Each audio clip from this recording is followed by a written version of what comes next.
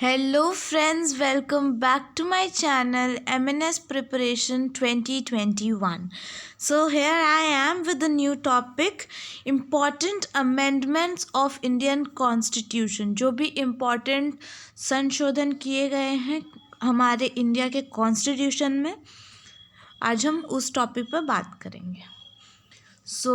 हमारा जो Indian constitution है उसमें टोटल आज तक 107 अमेंडमेंट्स करे जा चुके हैं, जिसमें से फर्स्ट अमेंडमेंट 1951 में हुआ था. तो जो भी इम्पोर्टेंट अमेंडमेंट्स हैं हम उसी की बात करेंगे. फर्स्ट इम्पॉर्टेंट अमेंडमेंट है 7th अमेंडमेंट, जो कि 1956 में हुआ था. And recognisation of states on linguistic basis पे रिकॉग्नाइज किया गया था स्टेट पे, और अबॉलिश किया गया था क्लास ABCD स्टेट्स को. एंड साथ ही इंट्रोडक्शन दिया गया था यूनियन टेरिटरीज़ का. तो 7th अमेंडमेंट मेनली इसलिए इम्पॉर्टेंट है क्योंकि इसमें यूनियन टेरिटरीज़ का इंट्रोडक्शन हुआ था. नेक्स्ट है हमारा 9th अमेंडमेंट.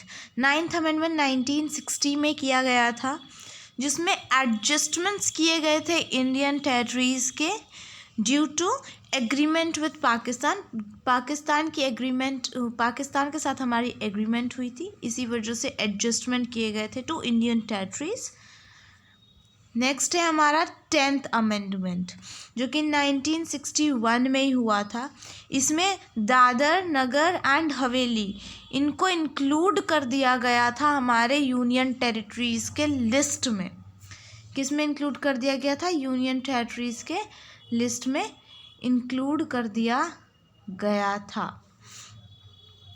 नेक्स्ट है हमारी 12th अमेंडमेंट, जो कि 1961 में हुई थी. इसमें भी गोवा, दमन एंड दीव इनको इंक्लूड कर दिया गया था यूनियन टेरिटरीज़ में. तो mostly 7th, 9th, 10th and 12th ये चारों इम्पॉर्टेंट अमेंडमेंट्स हैं, क्योंकि इन चारों अमेंडमेंट्स में हमने अपने यूनियन टेरिटरीज़ के बारे में ही बात किया था.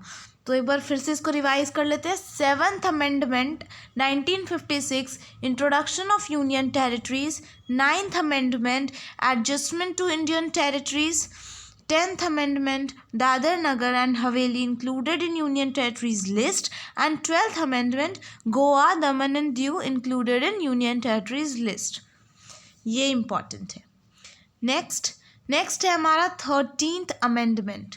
13th अमेंडमेंट 1963 में हुआ था, जिसमें नागालैंड स्टेट का फॉर्मेशन हुआ था under a special protection article 371A. Nagaland जो स्टेट है उसको फॉर्म किया गया था स्पेशल प्रोटेक्शन के अंतर्गत, और आर्टिकल कौन सा था? 371A आर्टिकल के अंडर में. नेक्स्ट है 14th अमेंडमेंट 1962 में हुआ था. 14th अमेंडमेंट, गाइज यहाँ पे कुछ मिस्टेक है, 1962 में नहीं हुआ था ऑब्वियसली, क्योंकि 1963 में तो 13th हुआ था. तो 14th अमेंडमेंट हुआ था हमारा 1964 में हुआ था हमारा 14th अमेंडमेंट, जिसमें पौंडीचेरी को भी इंक्लूड कर दिया गया था Indian union after transfer bye France से ट्रांसफ़र होने के बाद पौंडीचेरी को भी हमने अपने इंडियन यूनियन में इन्वॉल्व कर लिया था.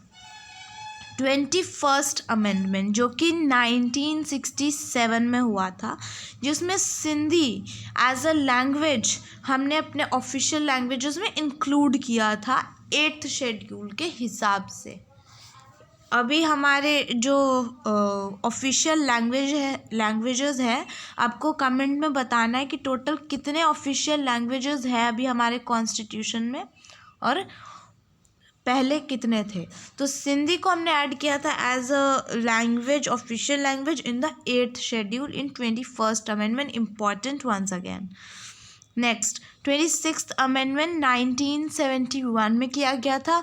Privy purse paid to former rulers of princely state abolished. ये 26th अमेंडमेंट उतना इम्पॉर्टेंट नहीं है आप लोगों के लिए. Next 36th amendment is very very very important amendment. इस पेजेस के अमेंडमेंट बहुत इंपॉर्टेंट है चारों। पहला है 36th अमेंडमेंट 1975 में किया गया था। इसमें सिक्किम को इंक्लूड किया गया था हमारे इंडियन स्टेट में। तो हमारे इंडिया में एक और स्टेट इंक्लूड हुआ था name Sikkim by the 36th amendment in 1975। Next है 42nd अमेंडमेंट।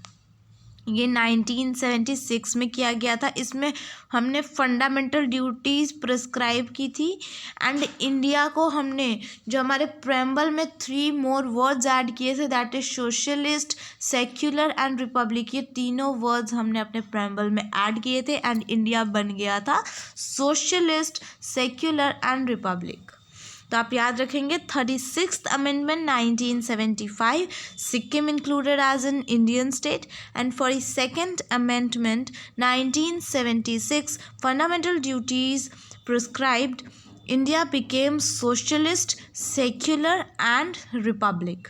नेक्स्ट है हमारा 44th अमेंडमेंट जो कि हुआ था 1978 में, जिसमें राइट टू प्रॉपर्टी हमने फंडामेंटल लिस्ट से, फंडामेंटल राइट से डिलीट कर दी थी क्योंकि उसमें गवर्नमेंट को जो भी प्रॉपर्टीज़ थी उस प्रॉपर्टी से रिलेटेड जो इश्यूज थी उसे सॉल्व करने में प्रॉब्लम हो रहा था, इसलिए राइट टू प्रॉपर्टी वाली फंडामेंटल राइट डिलीट कर दी गई थी in the 44th amendment 1978।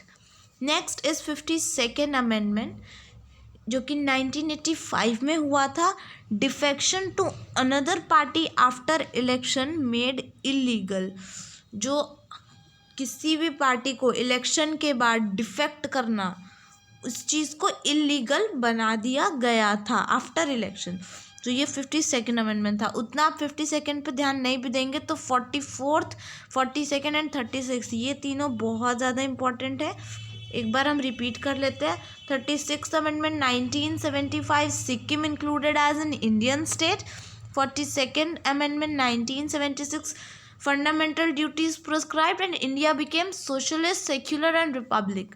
44th Amendment, right to property deleted from the list of fundamental rights in 1978. Next हमारा है 61st अमेंडमेंट। ये भी बहुत इंपॉर्टेंट है क्योंकि इसमें वोटिंग एज रिड्यूस कर दी गई थी।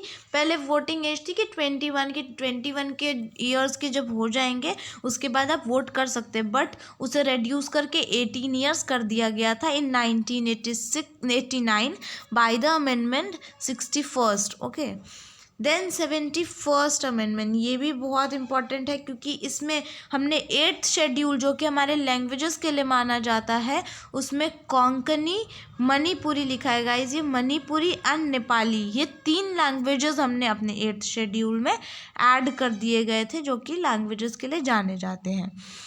73rd अमेंडमेंट जो कि 1993 में हुआ था, उसमें हमने इंट्रोड्यूस किया था Panchayati Raj. Very important, very very important, and addition of 9th part to the constitution. तो आपको पता है हमारे कॉन्स्टिट्यूशन में कितने आर्टिकल्स है? 395 आर्टिकल्स है एंड कितने पार्ट्स है, कितने शेड्यूल्स है? 22 पार्ट्स है हमारे उसमें कॉन्स्टिट्यूशन में, एंड शेड्यूल्स कितने हैं? 11 शेड्यूल्स हैं, है ना। 22 पार्ट्स एंड 11 शेड्यूल्स। तो इनको जो 9th पार्ट है हमने वो ऐड किया था 73rd अमेंडमेंट से एंड इंट्रोड्यूस किया था पंचायती राज भी 73rd अमेंडमेंट से। 74th amendment is also important क्योंकि 74th अमेंडमेंट में हमने इंट्रोड्यूस किया था नगर पालिकाज़ को एंड म्यूनसिपैलिटीज़ को, जो कि छोटे लेवल पे सिटीज़ के लिए वर्क करते हैं, नगर पालिकाज एंड म्यूनसिपैलिटीज़ इन 1993। तो अगेन ये बहुत इंपॉर्टेंट है, हम एक बार फिर रिपीट कर लेते हैं। 61st amendment voting age reduced from 21 to 18। 71st amendment जिसमें Konkani, Manipuri and Nepali languages were added in the 8th schedule. 73rd amendment introduction of Panchayati Raj and addition of 9th part to the schedule to the constitution, and 74th amendment introduction of nagar palikas and municipalities. Next slide 86। तो अब हम 74th के बाद 86th वाला important है, जिसमें compulsory कर दी गई थी education between the age of 6 to 14 years. 86th amendment जो कि 2002 में हुआ था, जिसमें free and compulsory education to children between 6 and 14 years तक के चिल्ड्रन को कंपलसरी एजुकेशन कर दी गई थी। Then we have 92nd amendment. ये भी लैंग्वेजेस से रिलेटेड है, क्योंकि इसमें बोडो, डोंगरी, सांथली एंड मैथिली ये चारों लैंग्वेजेस ऐड कर दी गई थी to the list of recognised languages. And इसी में हमने सर्विक्स टैक्स जो है उसको भी इंट्रोड्यूस करवाया था। 2003 में इंट्रोड्यूस किया गया था service tax by the 92nd amendment. उसके बाद कुछ इंपॉर्टेंट अमेंडमेंट्स है, जो कि 8th है, 23rd, 45th amendment, 62nd, 79th and 95th amendments जो हैं, जो कि 1960, 1970, 1980, 1989, 2000 एंड 2010 में हुए थे। इन सारे अमेंडमेंट्स में हमने एक्सटेंशन किया था रिजर्वेशन सीट्स का फॉर द SC/STs के लिए। एंड इसी में हमने नॉमिनेशन एंग्लो इंडियन मेंबर्स को पार्लियामेंट में 2 एंग्लो इंडियन, आपको पता है, by the president her bar elect किया जाता है। तो ये भी हमने इन्हीं अमेंडमेंट्स के थ्रू ऐसी रूल रेगुलेशंस इन्वॉल्व की थी हमारे पार्लियामेंट एंड स्टेट असेंबलीज़ में। 96th अमेंडमेंट है, जो कि 2011 में हुआ है, जिसमें सब्स्टिट्यूटेड उड़ी फॉर उड़ियाज in the 8th schedule to the constitution. 8th schedule जो कि लैंग्वेजेस के लिए जाना जाता है, उसमें हमने उड़िया लैंग्वेज को भी इंट्रोड्यूस कराया था। I am again repeating it. 86th amendment जो कि 2002 में हुआ था, उसमें कंपलसरी कर दी गई थी education free and compulsory for the children जिनका एज बिटवीन 6 से 14 ईयर्स है। 92nd अमेंडमेंट जो कि 2003 में हुआ था, उसमें 4 लैंग्वेजेस बोडो, डोंगरी, सांथली एंड मैथिली, इन चारों को रिकॉग्नाइज्ड लैंग्वेजेस की लिस्ट में इंक्लूड किया गया था। And through this amendment only 2003 में ही सर्विस टैक्स को इंट्रोड्यूस किया गया था।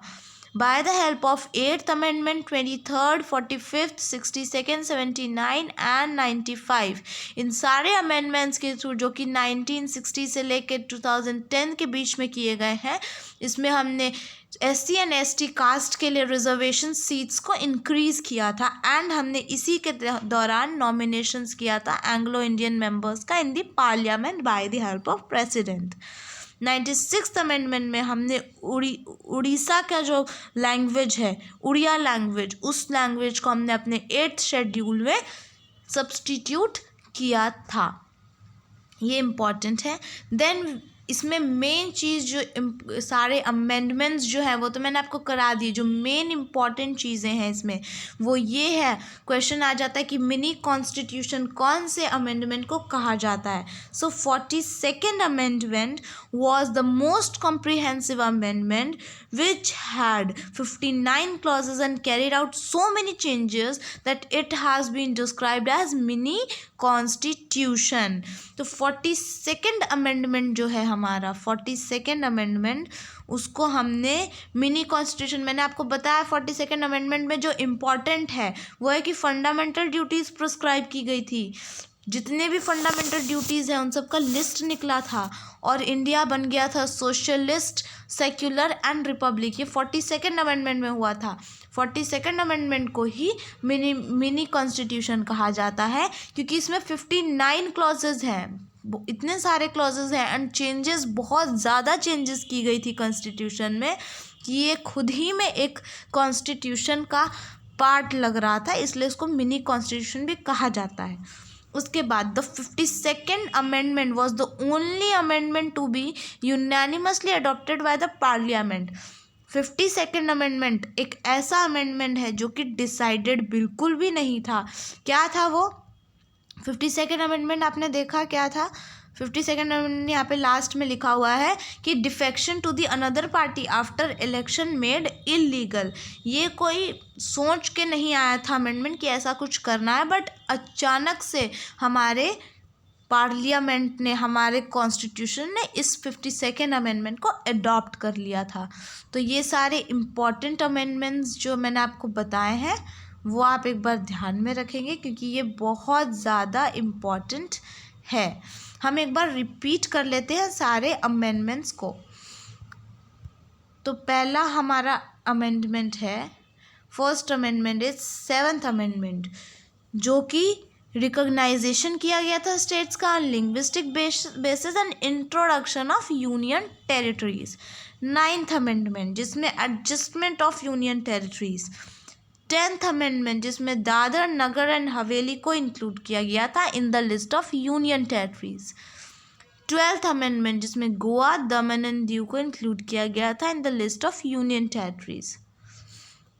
नेक्स्ट इज 13th अमेंडमेंट जिसमें Nagaland state was formed with a special protection under article of 371A। 14th amendment Pondicherry incorporated in Indian union. 21st amendment Sindhi language is added to the 8th schedule which is known for the languages. 26th amendment, ये important नहीं है, इस पर ध्यान नहीं देंगे अभी। 36th amendment Sikkim included as an Indian state. 42nd amendment which is also known as mini constitution includes that fundamental duties prescribed and India became socialist, secular and republic. 44th amendment, right to property deleted from the list of fundamental rights. 52nd amendment, detection to the another party after election made illegal। ये वो amendment है 52nd जो कि सोचा समझा नहीं गया था इसके बारे में पहले, ये अचानक से हमारे पार्लियामेंट ने, हमारे कॉन्स्टिट्यूशन ने अडॉप्ट कर लिया था।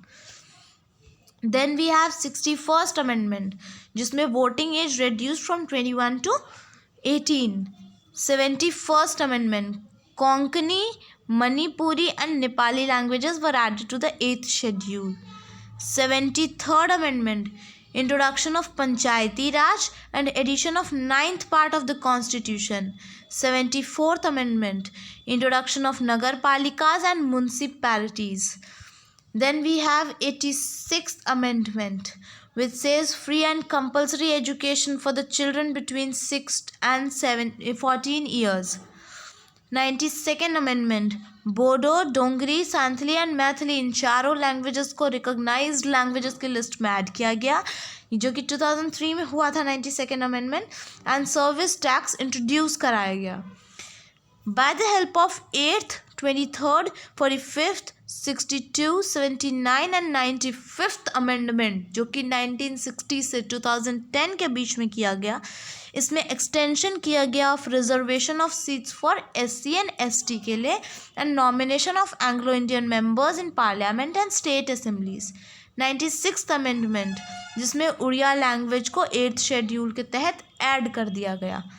Then we have 2 important points कि 42nd अमेंडमेंट को मिनी कॉन्स्टिट्यूशन कहते हैं and 52nd amendment was adopted unanimously by the parliament.